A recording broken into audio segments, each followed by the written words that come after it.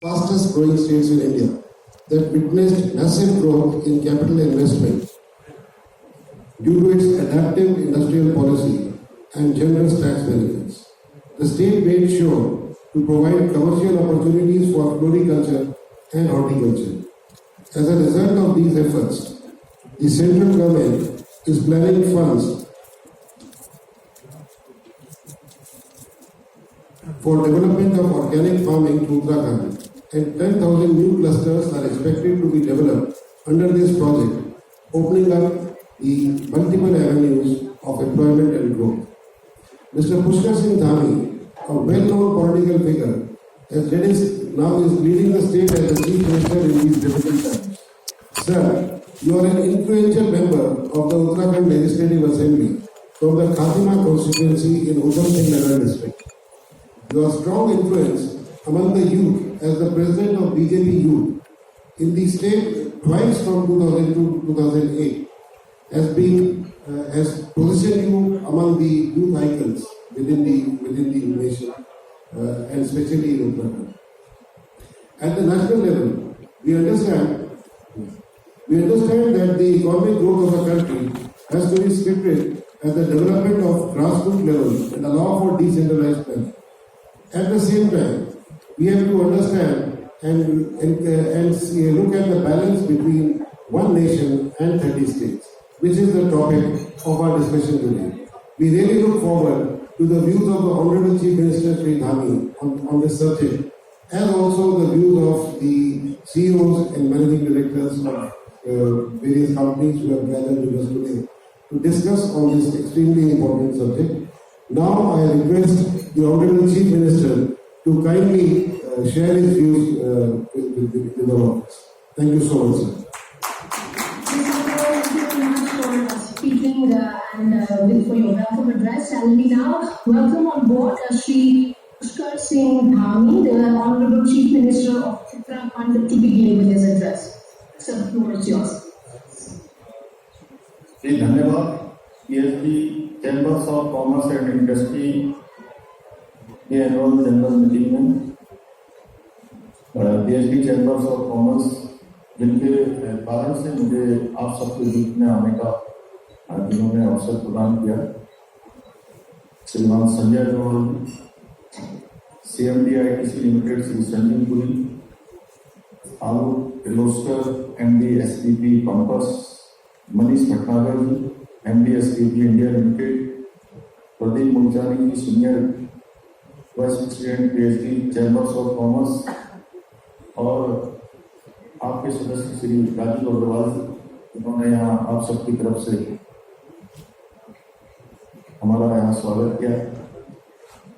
आपकी संस्था द्वारा इस बैठक में मुझे आमंत्रित किया गया, मैं आप सभी का हार्दिक धन्यवाद करता हूँ और आप सबकी संस्था विगत कई वर्षों से लगातार इंडस्ट्री के क्षेत्र में बहुत ही महत्वपूर्ण काम इंडस्ट्री को आगे बढ़ाने के लिए और देश के व्यापार को बढ़ाने के लिए लगातार आप सबके द्वारा होता रहा है। इसके लिए मैं आप सभी को शुभकामनाएं देता हूँ। किसी भी समाज या राष्ट्र की उन्नति में वहाँ के उद्योग धंधों की महत्वपूर्ण भूमिका होती है। बिना औद्योगिक विकास के आर्थिक उन्नति पूर्ण रूप से संभव नहीं है, क्योंकि बिना उद्योग धंधों के लोगों को रोजगार भी नहीं मिल सकता है और बिना रोजगार के किसी समाज की उन्नति भी संभव नहीं है। हमारे उत्तराखंड में, मैं जहाँ पर उत्तराखंड की बात करूँ तो मैं श्रद्धेय अटल बिहारी वाजपेयी जी का स्मरण करता हूँ कि जब वो देश के प्रधानमंत्री थे उस समय उन्होंने उत्तराखंड 2003 में एक इंडस्ट्रियल पैकेज घोषित किया था और उस इंडस्ट्रियल पैकेज के कारण से उत्तराखंड में पूरे देश भर के सभी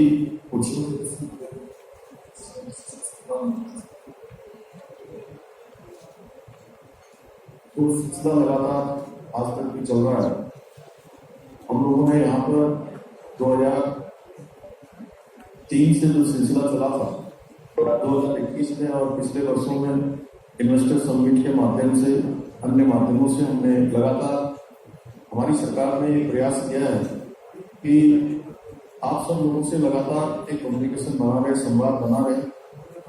और इधर के दिनों में हमने मुख्य सचिव को इसके लिए विशेष रूप से कहा है कि आप सभी इंडस्ट्री के लोगों से हर महीने में उनकी कोई एक मीटिंग रखें और उस मीटिंग के माध्यम से आपकी जितनी भी जो भी समस्याएं हैं, जो परेशानियां हैं इंडस्ट्री को लेकर, वो उनका निस्तारण करें। और हमने एक प्रक्रिया यहाँ पर चलाई है कि हमारे यहाँ पर जितनी भी इंडस्ट्री चल रही है, हमारा उद्देश्य है कि सबसे पहले वो इंडस्ट्री ठीक प्रकार से चले। कहीं पर अगर किसी प्रकार की अगर सरकार की सहायता की उनको जरूरत है तो सरकार उनकी सहायता करे। उसको लेकर जो जरूरी नीति बनानी है, उस नीति को बनाने के लिए भी हम आगे आ रहे हैं। क्योंकि हमने पिछले दिनों अपने सभी इंडस्ट्री के लोगों को कहा कि हम अपने प्रदेश में जितने भी हमारे इंडस्ट्री चलाने वाले उद्योग जगत के लोग हैं, उन सभी को हमने ब्रांड एम्बेसडर अपना बनाया है। कि पिछले दिनों बीच में लगातार ये बातें सुनने को आती थी कि इंडस्ट्री की परेशानियां हैं, इंडस्ट्री को सुनना चाहिए। तो मैंने 4 जुलाई को मुख्यमंत्री के रूप में, मुख्य सेवक के रूप में काम करना शुरू किया। उसी दिन से मेरा विशेष फोकस है कि हमारे यहाँ पर इंडस्ट्री अच्छी होनी चाहिए, इंडस्ट्री को अच्छी सुविधा मिलनी चाहिए, उनके लिए अच्छी पॉलिसी बननी चाहिए, अच्छी सड़कें बननी चाहिए, हवाई कनेक्टिविटी होनी चाहिए।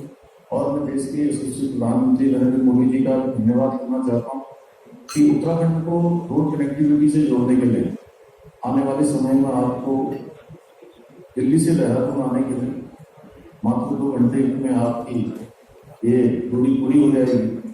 इसके साथ साथ हमारा हरिद्वार आने के लिए भी आपको 2 से 2.5 घंटे में दूरी पूरी हो जाएगी। और साथ में आपका जो हमारा रुद्रपुर है, काशीपुर है, जो भी इंडस्ट्रियल एरिया हमारा आसपास का जो बड़ा इंडस्ट्रियल एरिया, वहां तक जाने के लिए सड़क हो या हवाई जहाज की सुविधा, हम दोनों पर विशेष फोकस कर रहे हैं। रेल की सुविधा पर विशेष रूप से हमने रेल मंत्री से अनुरोध किया, कंटेनर के लिए हमने बात की है। हमारा पूरा फोकस है कि एक माहौल यहाँ पर बनना चाहिए। आप सब लोगों ने आज मुझे इसमें बुलाया और सब लोगों से मिलने का, वैसे तो अच्छा होता कि मैं आप सबके बीच में वर्चुअल में होकर आपके बीच में वास्तविक रूप से वहां पर होता तो और अच्छा होता। लेकिन पिछले कई दिनों से पूर्व निर्धारित कार्यक्रम होने के कारण से मैंने संजय जी से अनुरोध किया था और उनसे वायदा भी किया था कि मैं आपके कार्यक्रम में किसी न किसी माध्यम से आप सबके बीच में आऊंगा। तो पिछले सेशन में आदरणीय गडकरी जी थे, क्योंकि उसमें भी मैंने यहाँ से जुड़ने का प्रयास किया, लेकिन कुछ कनेक्टिविटी बन नहीं पाई। लेकिन मैं बहुत जल्द आप सबके बीच में आऊंगा और आप सब लोगों से मेरा प्रयास होगा कि माफी चाहूंगा। उन्होंने कोशिश की थी वो लेट, क्योंकि अलग अलग सेशंस के थे। हम चाहते थे कि आपकी आपस में घनिष्ठ मित्रता भी है तो आप लोग एक सेशन में हो सके साथ, लेकिन ये हो नहीं पाया। उसके लिए आपसे माफी चाहूंगा, सॉरी सर। तो मैं निश्चित रूप से जल्दी आप सब लोगों के बीच में आऊंगा और मैं आप सभी को आमंत्रित करता हूँ कि आप सब लोग आइए और उत्तराखंड में हम हर प्रकार से जो भी सुविधाएं हम दे सकते हैं उन सुविधाओं को बनाएंगे और आपके सुझाव भी हम आमंत्रित करते हैं कि आप समय समय पर हमें अपने सुझाव भी दें। यहाँ पर जो भी अच्छे से अच्छी नीति हो सकती है, अच्छे से अच्छी सुविधा हो सकती है, हम कोशिश करेंगे, उनको देंगे। आप सबके माध्यम से मैं चाहूंगा कि पूरे देश भर के जितने भी उद्योग जगत से जुड़े हुए लोग हैं उन सबको हमारा ये संदेश आप देंगे, मैं यही अपेक्षा करता हूँ। और आप सबका धन्यवाद करते हुए कि आप सब लोगों ने मुझे बुलाया और आमंत्रित किया, मैं आप सबसे जुड़ा, आप सबके बीच में आने का अवसर प्रदान हुआ। मेरी सभी को शुभकामनाएं, आप सभी को बहुत बहुत धन्यवाद।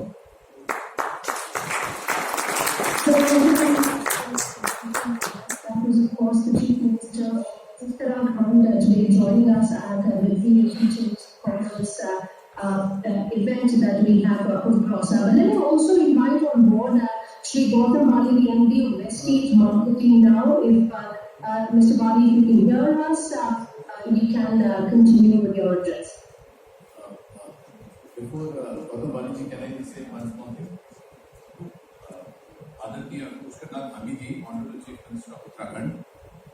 सर, हमारे कई मेंबर्स की यूनिट उत्तराखंड में है और हम जरूर कहेंगे कि भारत में से जरूर टॉप 5 में हमारा उत्तराखंड प्रदेश आता है। हमारा सर, क्योंकि हमारे राजीव अग्रवाल जी आपके साथ वही हैं, तो हम उनसे रिक्वेस्ट करेंगे आपसे कोई टाइम ले लें। तो यदि आप दिल्ली 22 और 30 अक्टूबर के बीच में अगर आए, यहाँ 22 और 30 अक्टूबर के बीच में अगर कोई डेट दे दें तो हमें बड़ी खुशी होगी कि अगर आप हमारे सारे सदस्यों को दिल्ली में जो भी तारीख आपको टाइम आपको पसंद हो, आप दिल्ली आइए और हम पूरी जितनी हमारा स्ट्रॉन्ग मेंबरशिप बेस है उसके साथ हम पिच करेंगे कि जैसे उत्तराखंड में हम कैसे इन्वेस्ट करें और हमारे मेंबर्स के वहाँ पे जो इश्यूज हैं और उसके हमारे सुझाव हैं वो भी हम आपसे जरूर चाहेंगे। सो आपसे अनुरोध है कि प्लीज एक तिथि दे दीजिएगा, हमें बड़ी खुशी होगी आपको मिलकर। Thank you. जो समय आप लोगों के अनुकूल होगा उसमें हम लोग बात करेंगे। जी धन्यवाद।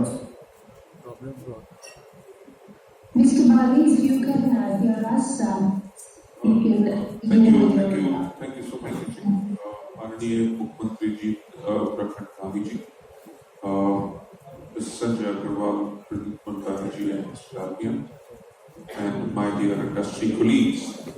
I'm thankful to PhD Chamber of Commerce and Industry for organizing the 116th annual session and inaugural session of Resilient India, which will enable us to share our insights on preparing a blueprint for our economy, which will bring prosperity to our country and which will facilitate the upliftment of masses. We are all living in a global economy where developments in one corner of the world has got impact on the other places as well. In the rapidly changing global economic order, India, on accounts of its skilled human resources, infrastructure, and economic environment, has an opportunity to emerge as a supply chain hub of Indo-Pacific region. Last 1.5 years have been a period of trial and tribulation for economy all across the globe. However, the grit and resilience of common citizens is enabling the economies to come back on their feet, which is being reflected in the upswing of the stock markets. Today's session will signal robust, sustainable growth and will enable us to come up with a plan of action which will bring smiles and minds of prosperity to the Indian economy. I am delighted to share the dais with the captains of the industry, Shri Sandeep Puri, CEO and MD ITC Limited, Shri Alok Kirloskar, Managing Director, SPB Bonds Limited, UK, and Head International Business Kirloskar Brothers Limited, Shri Manish Bhatnagar, Managing Director, SKF India Limited. And I look forward to listening to each one of you. The exchange of viewpoints will enable PHDCCI to have a recommendation and work closely with all the state governments. India has a federal structure of governance, and over the years, states of Indian Union have been encouraged to pursue economic reforms initiatives in their respective states. In India, centre and states have a very structured and process-oriented working relationship, and they work together on many nation-building initiatives jointly as Team India. Bureaucracy in India has a huge responsibility, and it has to be nimble and proactive in delivering the growth for our economy, and it needs to adapt to the changed economic circumstances. Cooperative federalism is the nucleus on which centre-state relationship is based, and it ensures a flexible relationship between the central and the state governments to work together on a variety of initiatives and programs.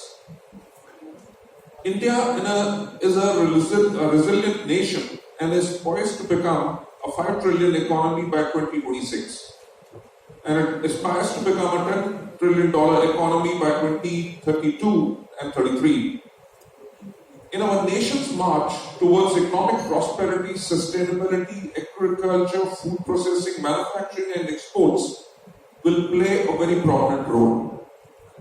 These are growth sectors of Indian economy and landmark policies envisaged by centre and states boosting its overall growth.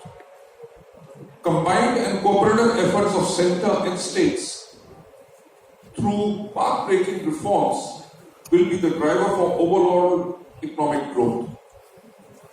Agriculture and food processing industries are closely interlinked and have symbiotic relationship with FMCG industry of India and empowers rural India, that is the real Bharat.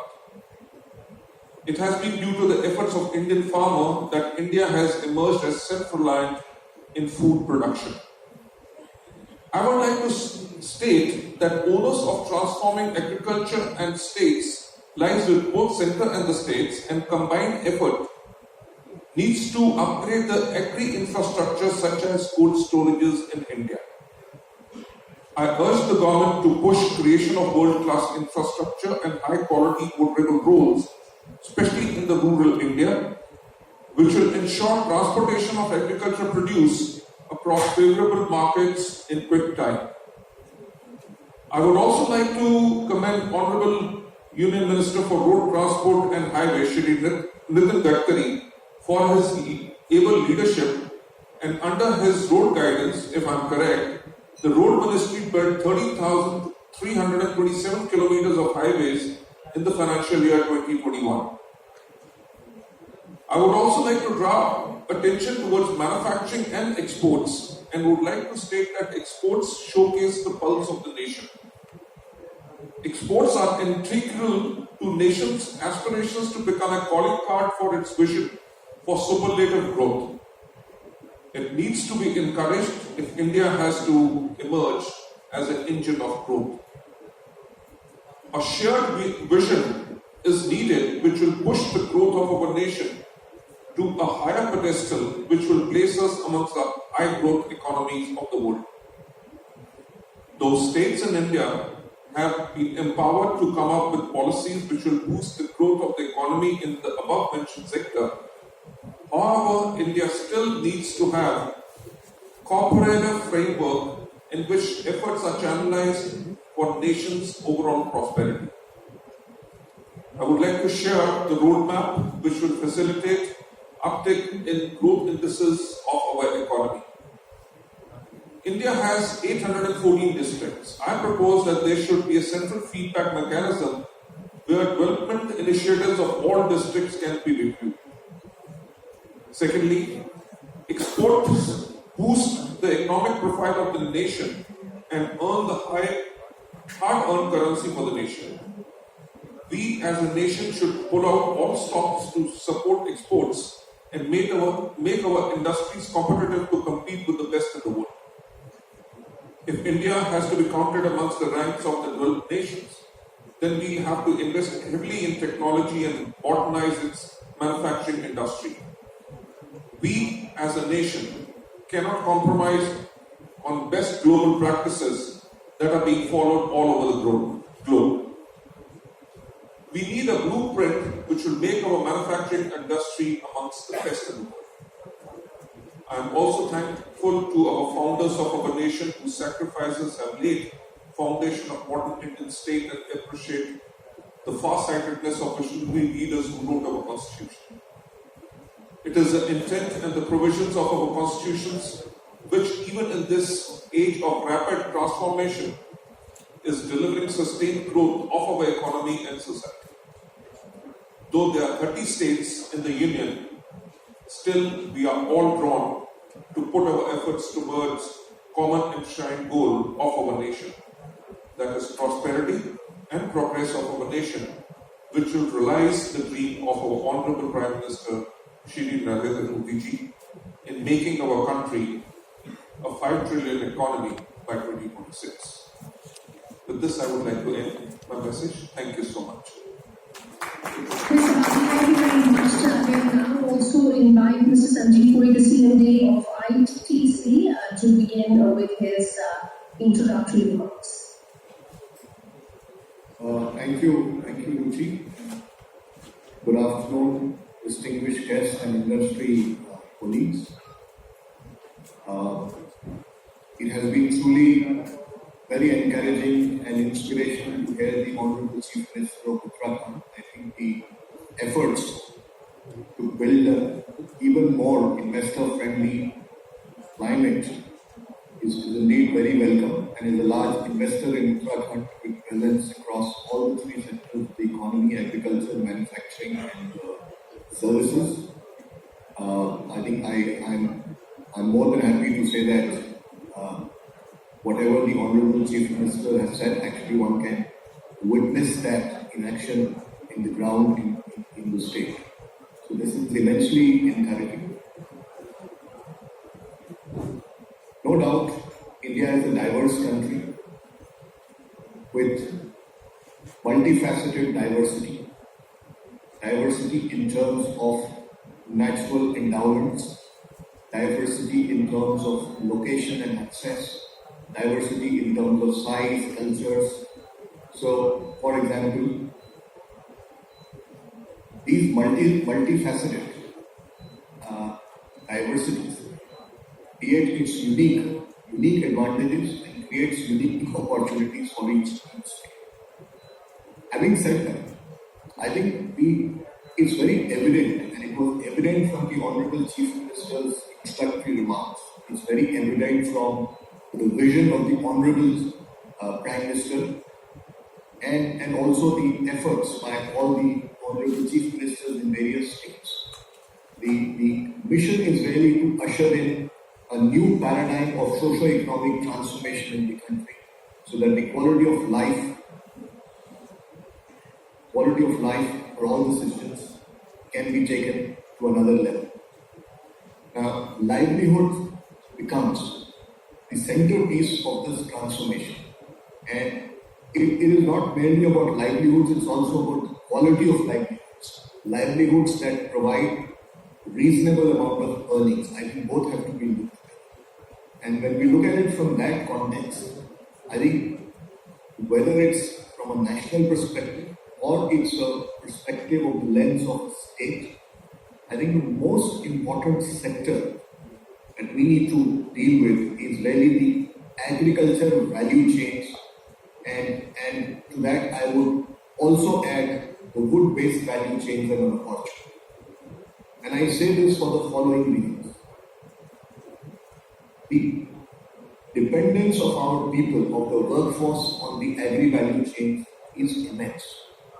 2/3 of rural livelihoods come from this sector. About half the workforce of India is engaged in this sector. And this is just merely the agriculture end. There are further employment in the food processing end. Despite such a large workforce being engaged in agriculture, its share of the GDP is under 20%, reflecting the endemic problems of productivity, low incomes. So this is really a serious concern in terms of the quality of incomes. And the food processing industry, which lies at the intersection of agriculture and manufacturing, in itself has enormous economic multipliers. It has the best employment to capital ratios. It's an industry which creates enormous amount of post-harvest management, livelihood in logistics, and so on and so forth. It also brings in efficiencies and also positively impacts farmers.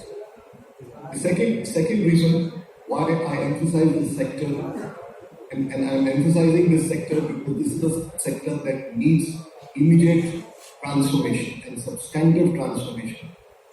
Because this is also a sector that is the most threatened by climate change. It is of course a contributor, a small contributor, but a very large victim of climate change.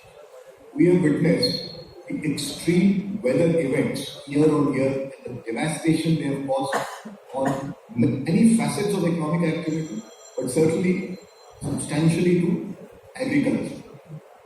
And experts actually predict that by 2050, if climate change continues unabated in the trajectory that it is progressing today, extreme weather events will multiply 75 times. Wheat yields, for example, could drop by 50%. That's the enormity of the impact. India is already a water-stressed country. 54% of India is water-stressed. And water is the lifeline of agriculture. Agriculture also is the largest consumer of fresh water resources. So this is the second reason I believe that this sector needs significant attention. Third, this is a sector which has immense opportunity. And I say immense opportunity because by 2050, the world is going to be home to 9 billion people. By 2027, India is going to be the most populous country with 1.5 billion. And by that time, people would have better incomes, better consumption, and therefore the world would need an enormous amount of food to manage the requirements. And India would be the largest arable land in the world and a leader in many commodities, has a unique opportunity to partake in the growing requirements and service the world. Today, because of our productivity and limitations on quality and traceability and sustainability and limitations of value addition, we merely account for only 2.5% of the global exports. The opportunity is very clearly to be able to double it in the medium term. And doubling this offers the opportunity to actually improve the economics of this sector. So having said this, the next question that comes up, what is it that needs to be done? Are there solutions to this? I believe there are solutions. I believe a lot of the policy reform that has been undertaken at the center and states level, whether it's the FPOs, whether it's the agri-infrastructure fund, whether it is some of the reforms on the regulations, both at the center and state, on the marketing linkages. I think these are all the building blocks to transform this sector. And these are very clearly being articulated by the Honorable Prime Minister with a vision to transform this sector. These provides the tools. What we have to envision is a moving away from a production-centric agriculture system to the next generation agriculture, which is demand responsive. At the back end, you have FPOs, you have aggregation of scale, and providing unit economics to be able to empower, digitally enabled, with practices of climate smart agriculture. And our own experience tells us that climate smart agriculture is not only good for productivity and good for the planet, it's also good for the farmers. Because we have seen farmer incomes increase between 40 and 80%, and GHG gases reduced by 47% in climate smart agriculture. And we need to integrate community water harvesting structure with it and digitize it. So that's how you can envision agriculture in future. And once we get to this model, and also promote food processing in a much larger way, because a good food processing sector provides the platform for value addition and value-added exports. I think that sector can transform, and given the number of people that are involved in this sector, it can actually create a virtuous cycle of consumption, investment, employment, exports, and make a material impact on the economy. And before I conclude, I would just like to draw attention to an adjacent sector, and that is the wood-based sector. Again, a sector with enormous potential. India has more than 30 million hectares of waste. There is a need to restore biodiversity. There is a need to also, there's a lot of corporates are also looking for biofuels. There is also an opportunity to promote wood-based industry. And if just 10% of this land is gainfully used, it can create, in a cycle of 4 years, it can create 160 million man-months of employment. As an example, the policy intervention of the Agriculture industry, it's a small industry, is creating 22 million man days of employment every year. That's the power of the wood-based industry also. So that's the other industry I would advocate that is good, because we need to look at sectors which can impact very large-scale employment. And these are the two sectors I believe that can make a significant impact on India's socio-economic transformation. And the opportunities and strengths of each state are unique, are different. There are certain crops that are valid in certain states. India has 130 agroclimatic conditions. So building on these strengths, I think where this opportunity needs to be leveraged. So I will stop here. Thank you very much.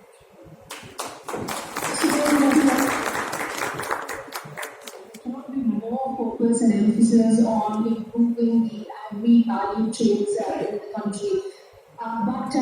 Taking a point forward, if I can also bring across Mr. Alok Kirloskar on board for his introductory remarks. Sir, the floor is all yours. Thank you, Rishi. Good afternoon, distinguished guests.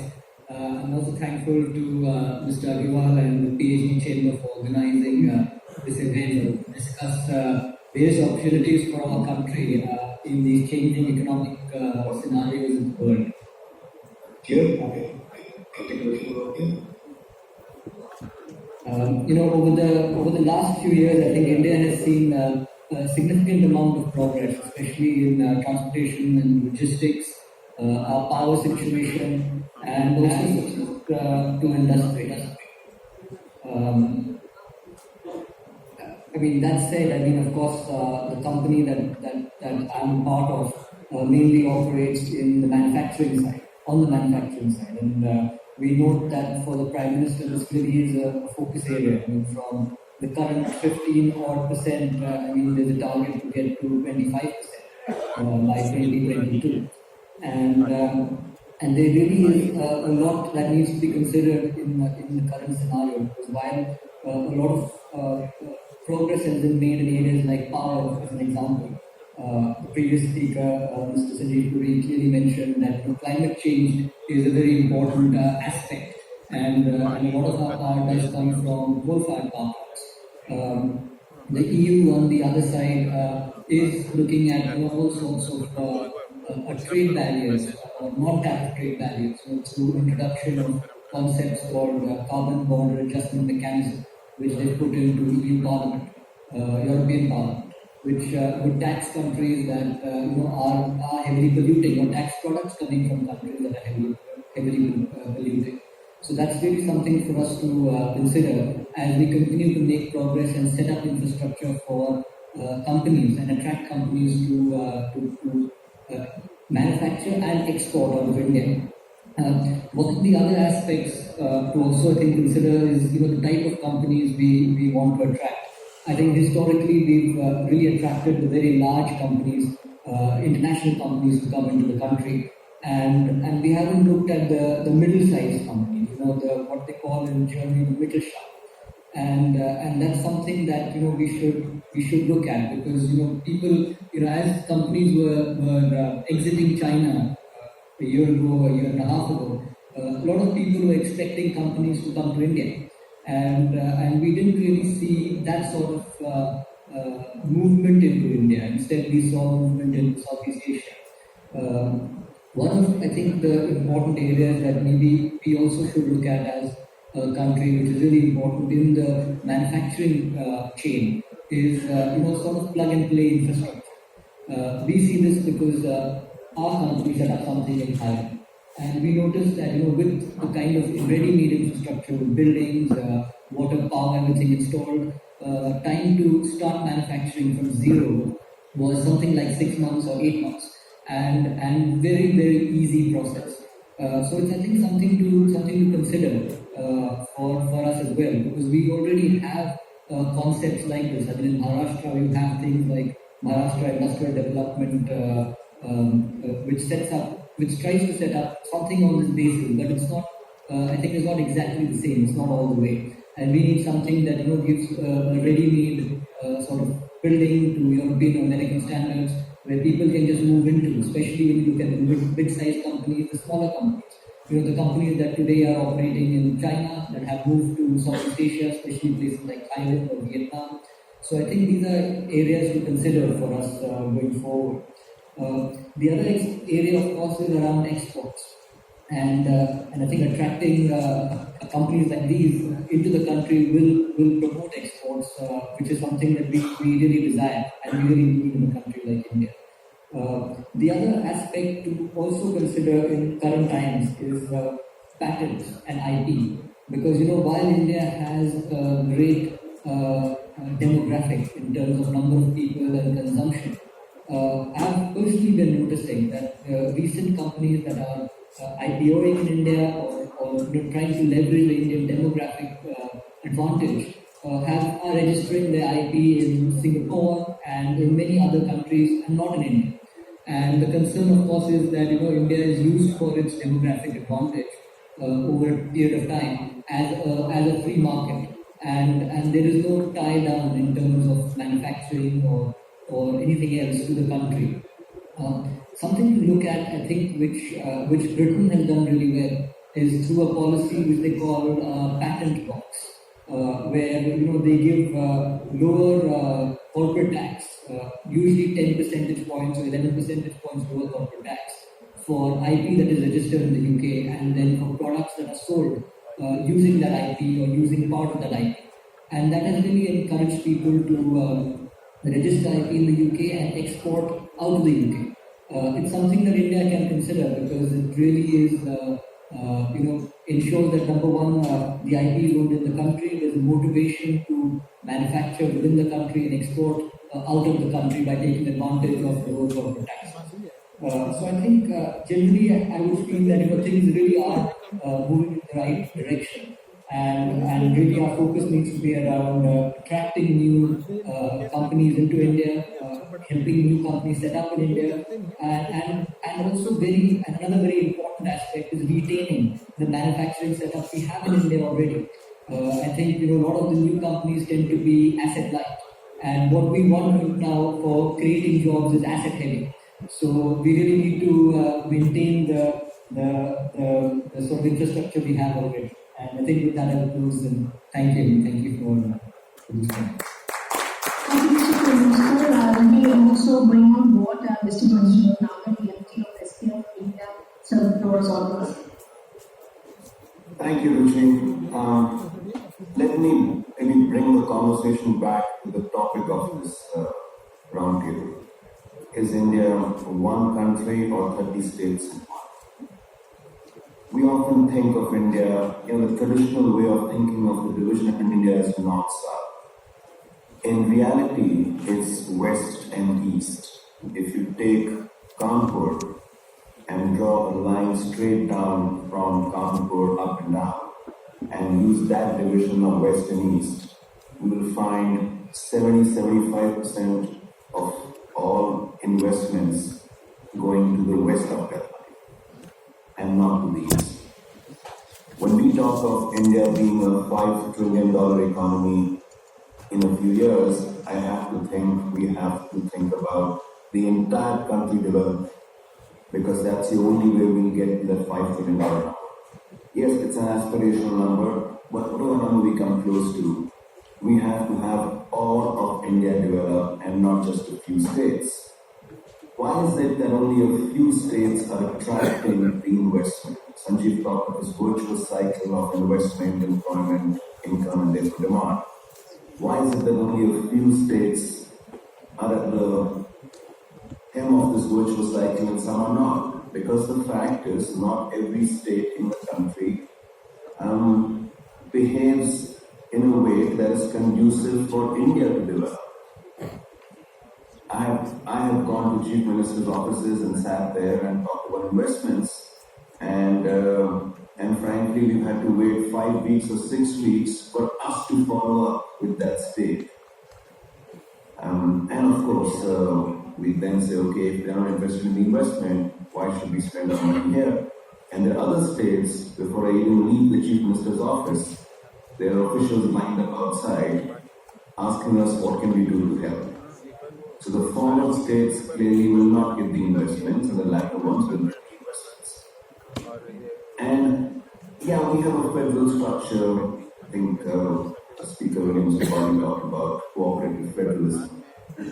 But we really have to think about what elements of this cooperative federalism are to be managed at a federal level and what elements are to be managed at a state level. And we have to get this nailed very, very quickly. And I think, COVID was a really good wake-up call for a number of us. I'll speak of manufacturing here. When we speak of $5 trillion, at least the numbers I read, it's about $1 trillion in manufacturing, $1 trillion in agriculture, and about $3 trillion in services. there are other people more qualified than me to talk about agriculture and services, so I'll stay with manufacturing. COVID has taught us a couple of things. Number one, in this COVID-19 crisis, in a matter of 2 months, we became the world's largest producer of PPEs.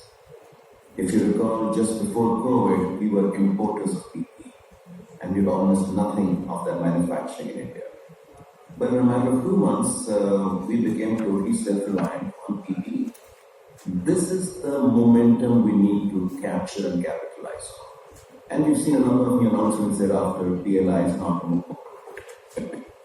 etc. And then, we have to identify some sectors which will be the vanguard of this virtual cycle of investment. It could be food processing, chemicals, smartphones, semicon, textiles, medical, etc. That's one.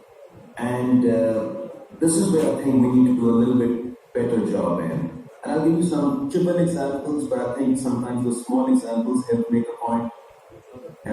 Have you ever crossed state borders and the quality of roads immediately deteriorates from state 1 to state 2?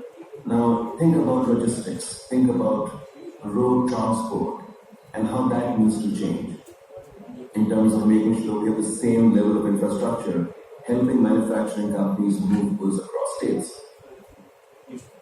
Why this is important also for us is manufacturing is not a single state, it does not have a single state dependency. We may sell in a state, we may produce in one state, but supply chains for many of us in manufacturing cut across many, many states. And therefore that connectivity between states, that cooperation between states becomes extremely important. COVID also made us realize how some states can tend to be insular, can tend to think of their own interests first. And we've had examples we all know about. Local district magistrates deciding in the morning what borders to open and what borders to close. Now that does not help manufacturing, it does not help the industry. And that's when sometime back when I made the comment, India waves is 30 states. You can also argue, Mr. Bali talked about 814 districts. India sometimes behaves as 814 states in one, and not even 30. So some of these things need to change.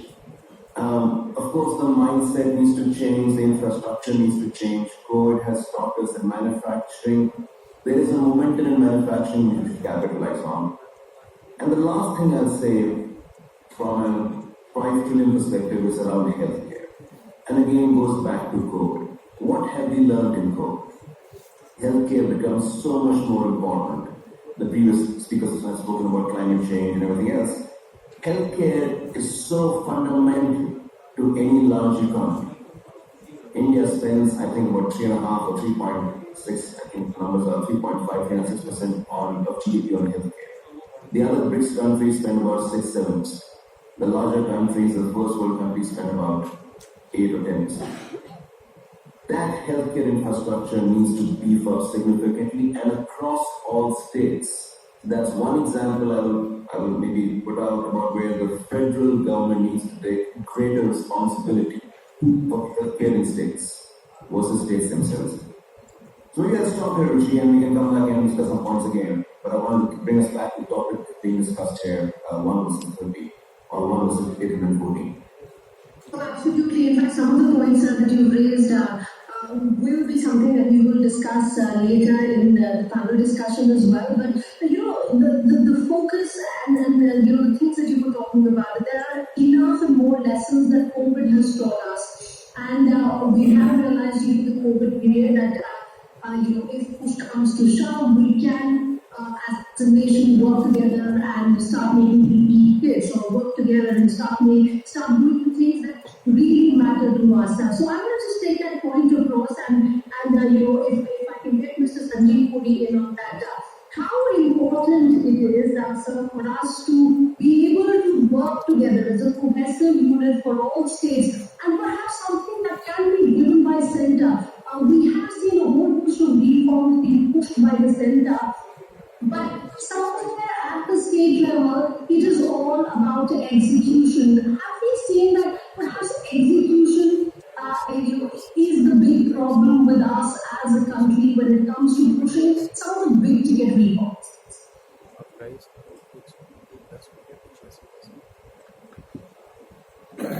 Your mic, sir.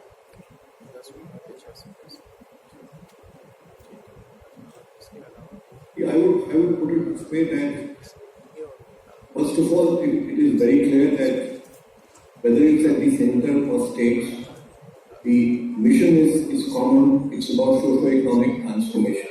It's very clear.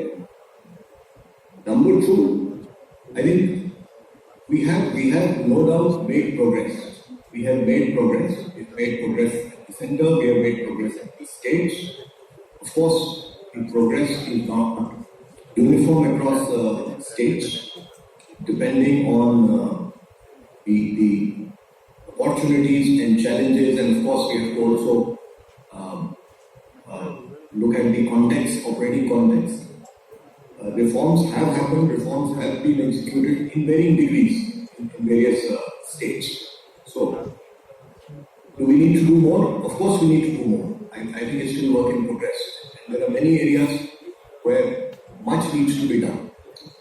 But equally, I think we are certainly on the right trajectory. The question is, how do we accelerate the trajectory and strengthen it? That's the way I would look at it, and how do we all come together and in areas that private sector and government also needs to work together in the spirit of public-private partnership.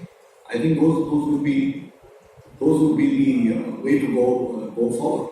And I'll give you, there are I was speaking about agriculture.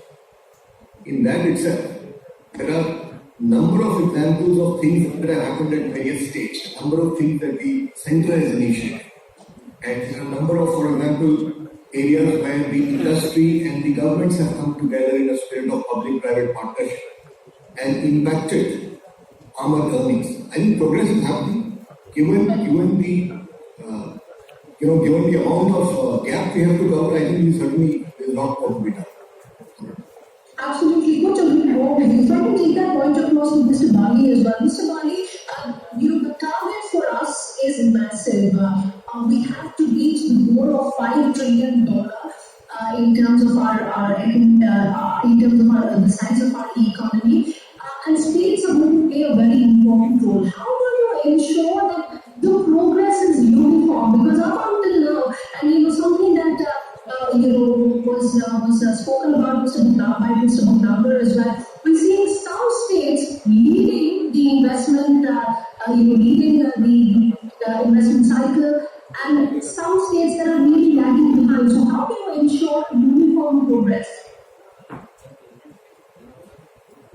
Actually, to have a uniform progress would be very, very difficult if all the states governments do not align to the same kind of a thought process.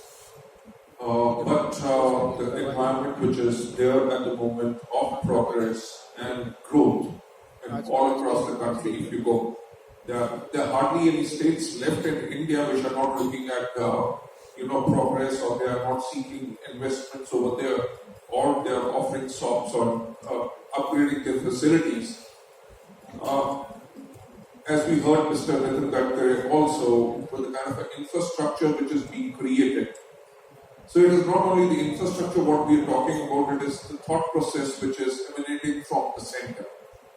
With the same kind of a thought process which is going all across for all the states to grow and progress, I believe that it is only with that collective thought that our economy can grow. Otherwise, the states which are not progressive thinking, they are the ones which will be left behind. And like Mr. Puri also mentioned, there are certain states which get quite a lot of investment, and Mr. Bhatnagar gave a wonderful example of dividing India into East and West and see where the investments go.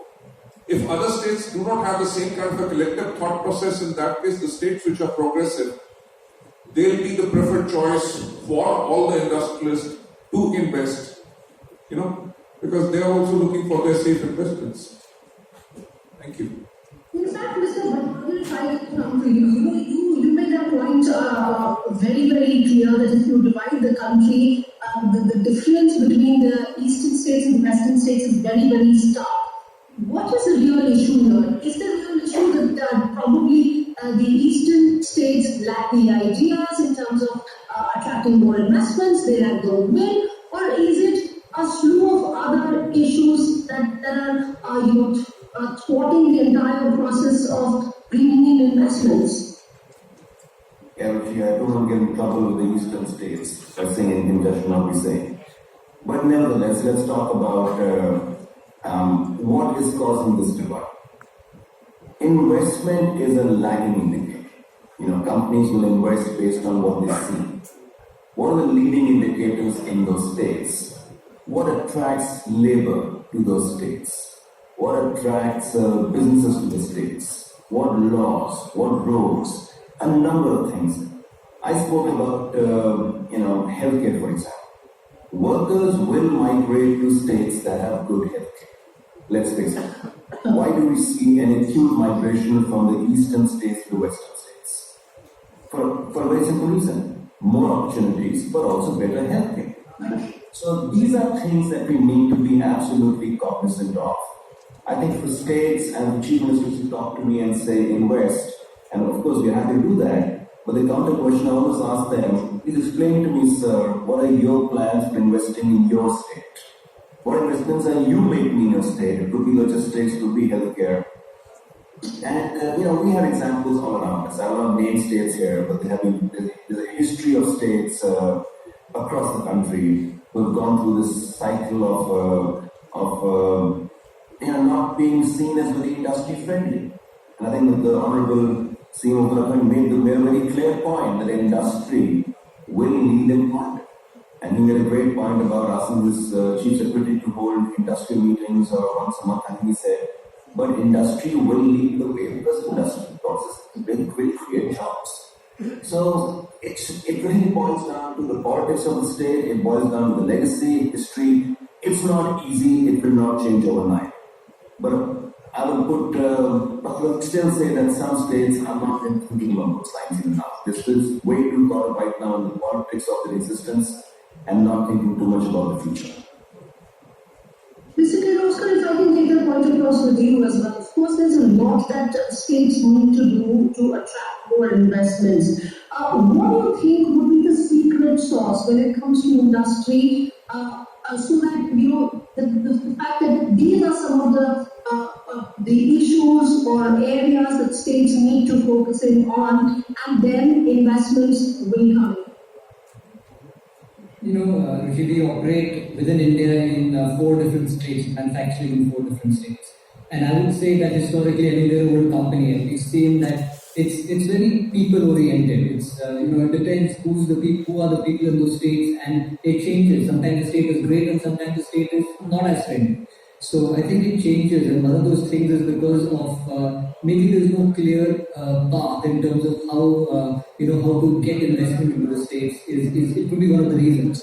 But I think we should also consider this with a background, which is that India is one large market with consistent norms across India. We're not like Europe, where they call themselves one country, but every country has a slight difference in terms of what their norms are, local norms are. We also have the best white collar rules probably in the world. Yes, maybe our blue collar rules require some upgradation, but our white collar rules are far ahead of European or Southeast Asian rules. So I think one of the things we should consider is also who are we attracting. Very often we're going after big car companies and big, and their vendor base. And yes, they need huge business parks, and it's an exercise to get stuff together for them.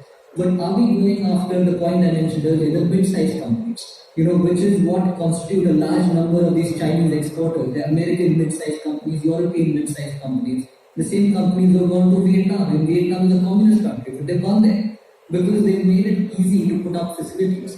And I think that's really something I mentioned this earlier in a plug and play comment that I made. That they have ready-made industrial warehouses, which are or facilities which are compliant to US or European norms, and very easy to move in. You don't need to go negotiate with 50 people with the government, and they help you get, like in the case of Thailand, a board of investment approval to get any swaps if you need swaps. But to be fair, there's such a large market. That why are we even thinking of swaps right now? If we make it easy for people to come into the country to start with, I mean, that will make it a lot easier for everyone to start doing business. And I think setting up ready-made facilities could be a starting point, even if they're done by a private player. Okay. Mr. Puri, if I can, bring you on board on that. You said that there's of course a lot that needs to be done. When ITC looks to invest in a state, what are some of the factors that you guys consider? There are, let me put this in three buckets broadly. And I'm going to put it in the context of food processing and agriculture what I spoke about. I will, because each sector will have a slightly different nuance and answer. So when I look at from an agriculture and food processing, the starting point is what are we setting out to do? If the objective is to service the domestic market, it's important to be proximal to consumption market. That's very important. Freshness is important. Logistics costs are important. Market servicing is important. In certain commodities, it is more efficient to manufacture where the commodities are grown and then transport it. But that is for very limited market. Mostly you try and locate it near the consumption market. So that's one factor that comes. And similarly, if you're looking at exports, you need to look at your logistics for exports. Where is it optimally located? That's fundamentally because you're designing the facility for long-term and long-term competitive. Second, you will look at the cost and ease of doing business. And cost, as in there could be some embedded cost of, for example, in the agriculture value chain or operational costs. Or you will also look at the availability of manpower, the context of the industrial climate, the regulations there, the burden of compliance, and how simple has it become. So cost and ease of doing business is the second bucket. And the third bucket, of course, is you will also look at what kind of incentives, what kind of incentives the state government is offering. So you put really all these three things together and then take the decision. But certainly you take it with a long-term perspective on where this business can flourish, remain competitive. Because ultimately capital has to go to where it can flourish and multiply on a sustainable basis. Ruchi, can I I'm Pradeep Putani. Just like to ask the question from the leading CEOs who are with us. You see, when we look at the topic today that we are talking about, is India one nation or 30 states? One of the major pain points is the reservation for locals. Where every state is saying that we will do reservation of 70%, 75% for their state's local population. Now, these sort of issues are definitely very, very disturbing to industry because they recently imposed that in Haryana also. I have a suggestion to make. Can we suggest that there should be no compulsory reservation by any state government, but the state government can give some incentive, like maybe 30% from the, suppose hypothetically if the wages are 10,000, maybe 3,000 can be paid by the state government and 7,000 can be paid by industry, and whatever the industry is saving, we can contribute it to some other fund. But this concept of having, if we have one nation, we definitely need our population to go and work in each and every state. So what should be the solution for this? That how do we, tackle this sort of severe problem which has cropped up when recently the Haryana government states that 70% has to be for locals. So your views, please. Thank you.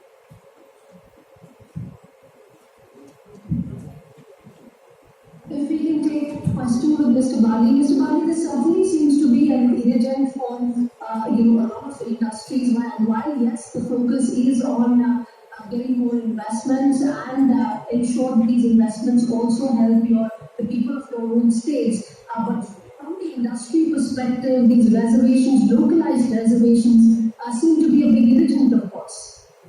Ruchi, I agree with you, and I definitely agree with Mr. Bhutani that these reservations do not actually help because if you see whether all those people, those who went to Himachal where there was a reservation of 75%. There were the factories which also faced quite a lot of difficulties. But over here, when we talk about India as one nation or 30 states, we have got to have a uniform policy which has got to be there.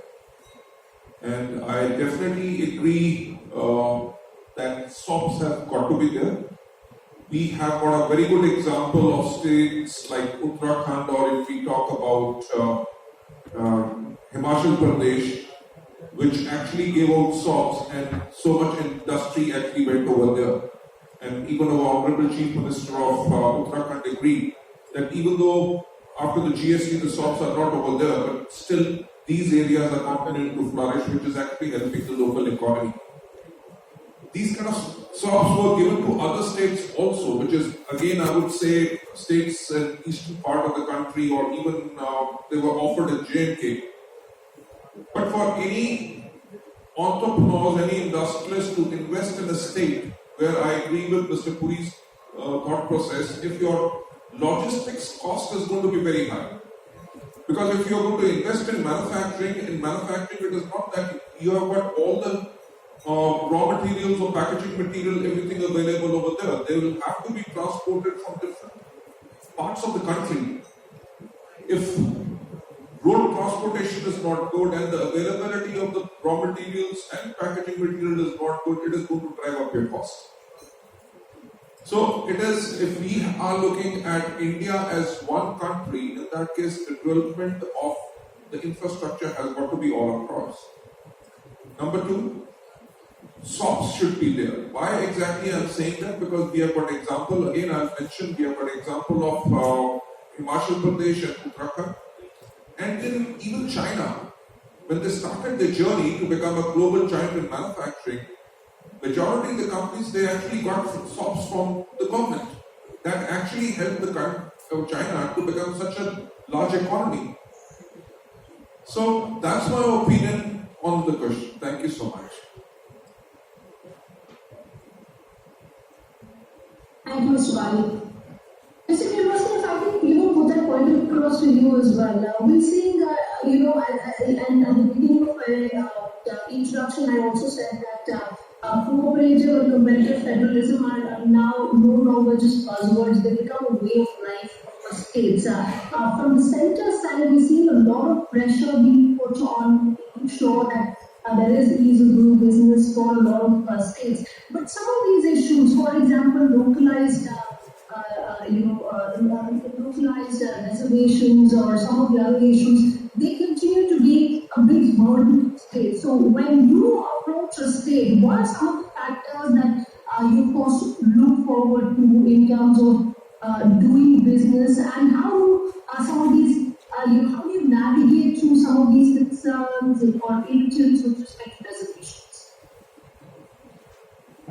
Ruchi, this, when we look at states, and we have different kinds of plants in different states, but yes, we definitely look at the kinds of people available. We look at how easy it is to set up a facility, and the logistical infrastructure. I mean, that finally is really important, because I think Mr. Puri mentioned it's also valid for us. If you're moving material all over the country, especially in India, where road transport is very expensive, it's not going to make your product very competitive. So, logistics is something that's very important. People are important.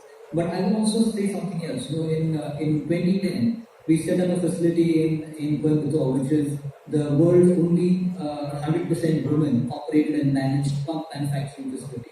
So, it's finally, if we are locating ourselves in India, it's also up to us to, have that vocational training that's required locally.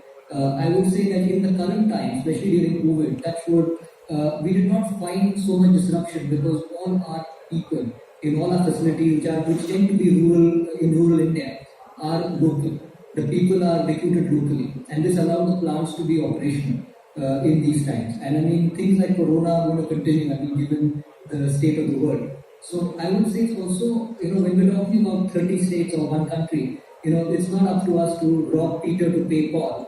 We have to also ensure that there is development in all the states, and that's really what the SOPs are.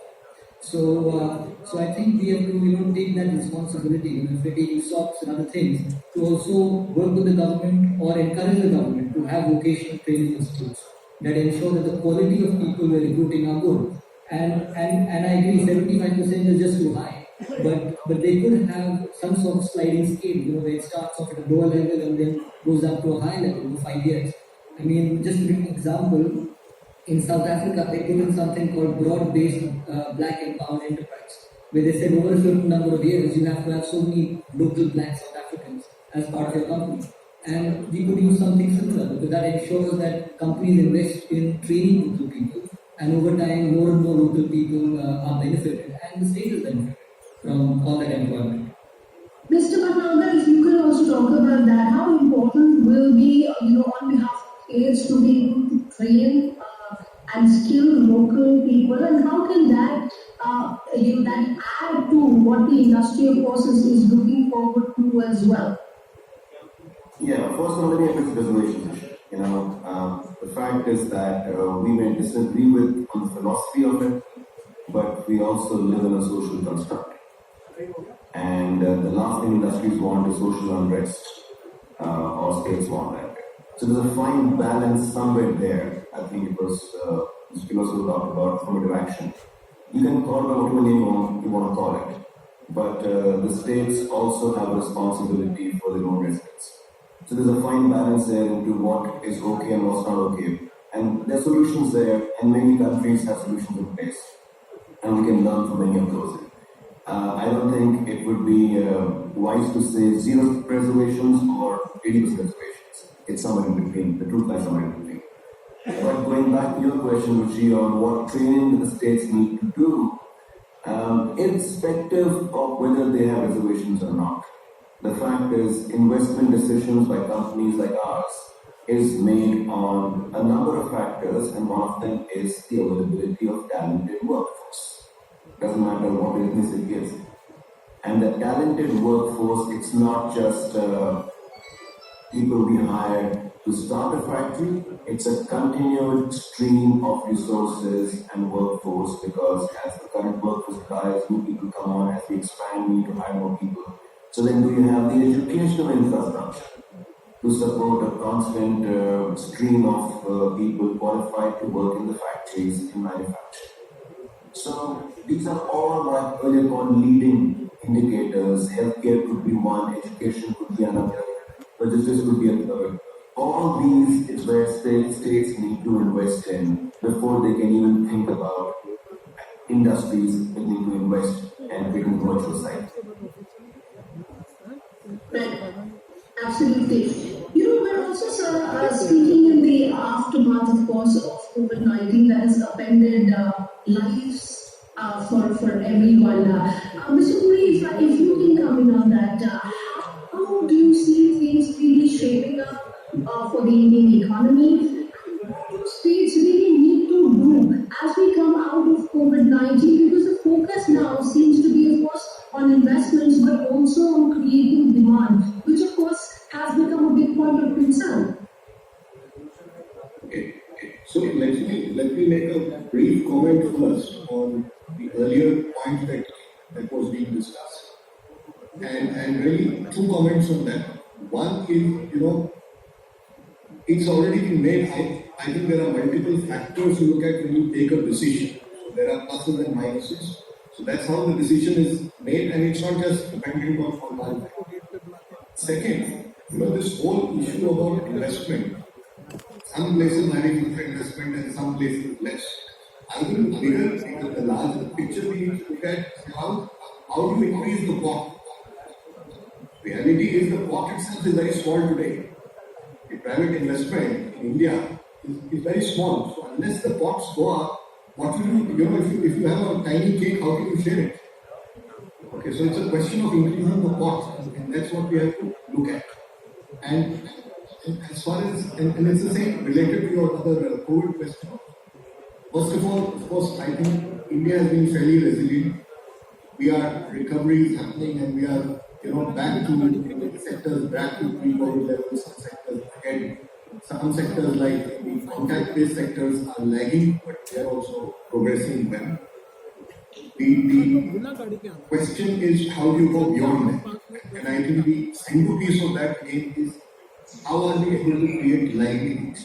It is livelihoods that will create consumption, and consumption, will lead to investment and employment. It will create a, virtuous cycle. India is a consumption-driven economy, and private investment is weak, and it could possibly, though the macros today are very much in favor of private investments, because over a period of time, income tax, rates have come down, corporate earnings have improved, balance sheets are better. There are schemes like PLI, macros are right. But the challenge is capacity utilization is still lower at the moment, it's not recovered. And mind you, investments that would have been made in 1920 would have been targeted for a period beyond 1920. And we are still coming back to, so there is going to be some lag in private investments to kick in. But it will happen, it will happen. Because there are a number of right steps that have been taken over a period of time. But to kickstart that process, I think the investment in infrastructure, investments in public works is very critical. That will create a lot of jobs. The Honorable Finance Minister in the budget has articulated a very ambitious target of ambitious and visionary target for public works. I think that amount of capital investment is going to make impact certainly. So that itself will kickstart and lead to a positive impact on the rest of the economy. The other sector that we are seeing right now with some positive momentum is real estate, and probably a fallout of the benefits of the capital markets or the stock markets, and that's kind of having a positive impact in demand for housing and other picking up. So real estate is another sector that can create jobs and start creating consumption. And the third piece, which I feel is the most important, I think if we can transform agriculture, that is going to have significant impact on the economy, because the numbers involved there are huge, massive numbers. Mr. Kirloskar, are we seeing revival slowly but surely as we come out of COVID? I think definitely. I think the government is doing a lot. I think they are making investments in infrastructure, which is effectively pumping money into the economy. I think that's helping. That of course goes and supports various industries like steel, cement, where we are seeing. I think all of us have seen huge growth in capexes or projected capexes rather in steel and cement. There's also, I think, changes in terms of ethanol blending, which has also again fueled another capex around the sugar plants. So I think there is a lot the government's already doing, and I think if there's anything more, I guess is like you've been saying, attracting more foreign investment to make the pot little larger. And around that, I would say, sort of promoting IP creation and pushing for IP registration, even for Indian companies. A lot of Indian companies today are registering IP overseas, which is not something good in the long-term prospect for the country. Mr. Mukanda, if you can comment on that, with COVID not fully behind us, but last part of COVID, we're hoping that it's behind us. We have to look forward. How important will it be now for the government to work the talk on a lot of critical reforms and, of course, states to participate wholeheartedly and focus in on execution? The focus has to be on demand creation. Post-COVID, what's taken the biggest hit is aggregate demand. The question you asked earlier, the other panelists, have they seen a demand pickup? If I was to respond to that, I would say yes and no. Some segments, yes, and some segments, absolutely not.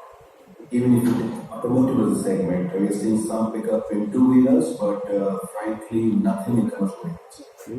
And I can give you more examples. And that is something that needs to change. So the government really needs to focus on creating that aggregate demand. Because we've really gone back to 2019 in some cases. And all the no investments will come in now. If you will not have gross capital formation, if the aggregate demand does not pick up. And aggregate demand can come in from many ways. It's investment in public works, is income tax rationalizations, it's government spending, it's tax laws, it's a lot of things. But then I think if I was in the government, I would say let's focus on getting consumption, demand back, and everything else thereafter will follow.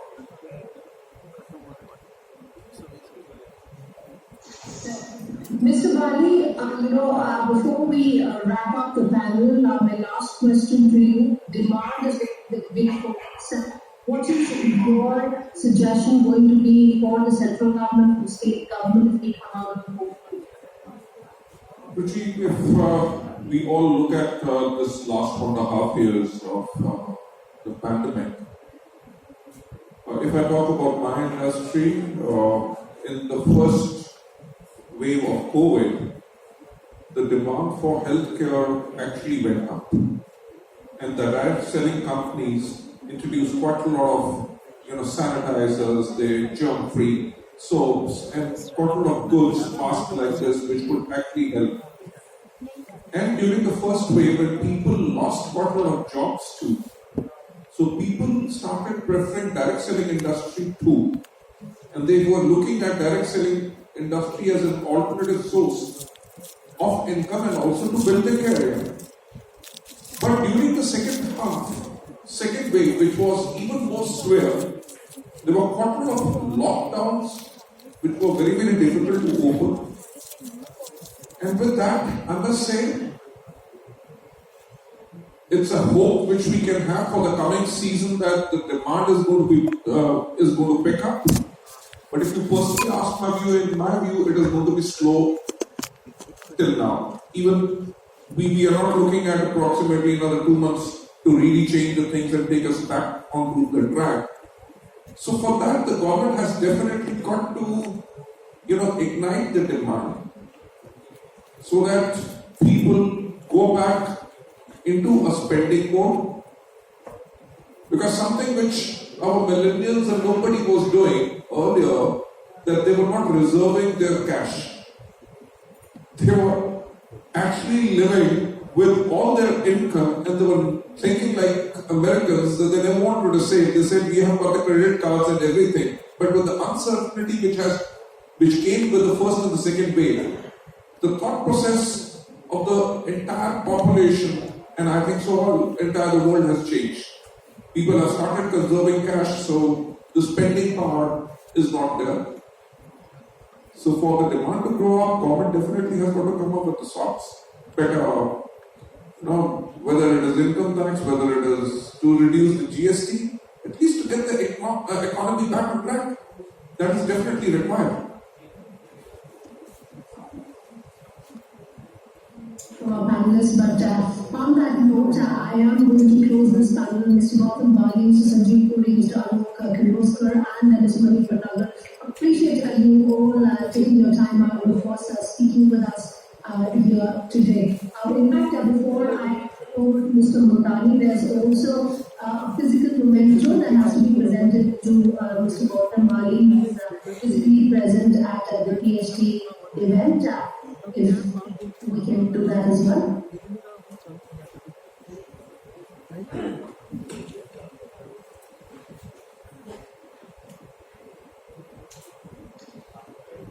Thank you so much.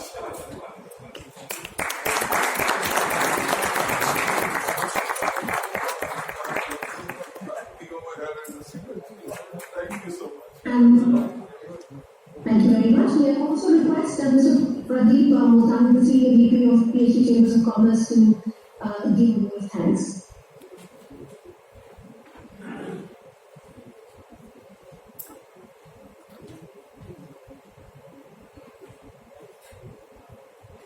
Thank you very much, Ruchi. Good afternoon to everyone. Shri Pushkar Singh Dhami, Honorable Chief Minister of Uttarakhand, Shri Gautam Bali, Managing Director, Westin Marketing Private Limited, Shri Sanjeev Puri, CMD ITC Limited, Shri Alok Kirloskar, Managing Director, SPP Pumps Limited, UK and Head International Business, Kirloskar Brothers Limited, Shri Manish Bhatnagar, Managing Director, SKF India Limited, Shri Sanjay Agrawal, President PhD Chambers, Shri Saket Dalmia, Vice President, PhD Chambers, Shri Saurabh Sanyal, our former President, Excellencies, members of the Managing Committee of PhD Chamber, distinguished guests, ladies and gentlemen, friends from media. On the completion of 116th year of PhD Chamber of Commerce and Industry, your kind words have been truly motivating and enlightening. We would like to thank you for sharing your valuable expert views on India's sustainability, agriculture, food processing, manufacturing and exports. We are honored to have an insightful session today. We would like to extend a sincere gratitude to Honorable Chief Minister of Uttarakhand, Shri Dhamiji, and CEOs and managing directors from some of the leading companies of India. I would just like to bring to the knowledge of everyone that due to implementation of the election code of conduct, the Chief Ministers of the Karnataka Chief Minister Honorable Shri Baswara Raj Bomaiji and Honorable Chief Minister of Himachal Pradesh Shri Jairam Thakur Ji would not. They had given the confirmation, but the election code of conduct came in. So I just wanted to bring that to your kind knowledge. The states of India have a prominent role to play in India's growth story. Success in each state leads a multiplier effect towards the national development in a holistic way. The states are spearheading towards promotion of education and skill, hand-holding MSMEs, boosting agricultural and industrial productivity, women empowerment, supporting innovation, startups, and social welfare. PHDCCI appreciates the spirit of cooperative federalism and encourages mutual learning among all the states and provides support in policy formulation towards the national development. PHDCCI suggests to share the best practices and capacity development among the states. These are collaborative and cooperative practices are evident during the pandemic period. All states have been at the forefront in providing support measures and respective fiscal stimulus packages during the COVID-19 pandemic. We are happy to know that some of the states have vaccinated more than 50% of the people. The state governments and the industrialists are working together to amplify ease of doing business and research and development to accelerate the overall economic momentum. Each and every state is striving to forge their university-industry linkages to inculcate the spirit of entrepreneurship and ability to generate further employment. Our session theme is India One Nation for 30 states. We request all the eminent CEOs to kindly share your views in detail with us. Kindly share the problem with suggested solutions. We assure you we shall follow up with the concerned chief ministers and central government leadership to achieve the common goal of ease of doing business and reducing the cost of doing business. We also encourage all of you to actively participate in PHDC activities and let's together increase the size of the pot, as Mr. Sanjeev Puri rightly stated. Last but not least, I would like to say that India lives in its states with cultural diversity, with homogeneous policy implementation towards a common agenda of a higher economic growth trajectory. Today's discussion has provided us with valuable insights. We heartily thank and express a sincere appreciation to all for joining us for this session. Thank you. Jai Hind and God bless you.